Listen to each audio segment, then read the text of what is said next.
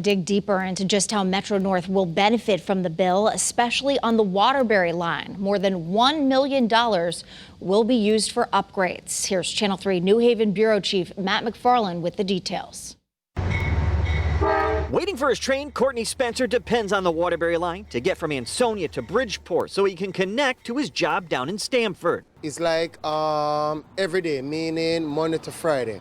But he says the branch of Metro North's New Haven line, with its single track and one train that goes back and forth between the Brass City and Derby, isn't always reliable. Sometimes the Waterbury train not running because they say they're fixing the track. So actually I have to wait on the bus, which is meaning another hour. That's about to change. Today, Governor Lamont, members of Connecticut's congressional delegation, and local leaders highlighted major upgrades coming to the Waterbury line as part of the recent $1 trillion infrastructure plan passed by Congress. Less than a year from now, we're going to have two-way service. And those cars going back and forth, those trains will be much more frequent than they are today.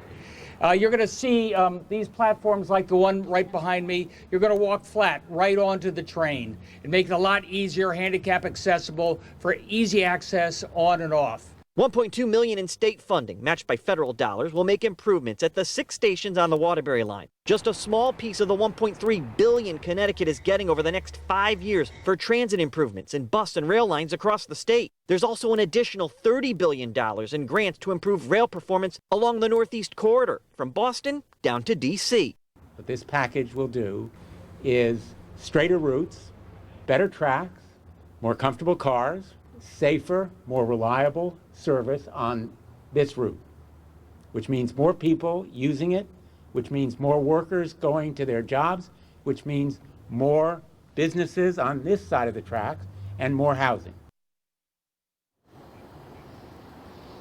And that two-way service with more frequent trains here on the Waterbury line expected to be in place by the summer of 2022. We're live with the mobile newsroom in Ansonia. Matt McFarland, Channel 3 Eyewitness News.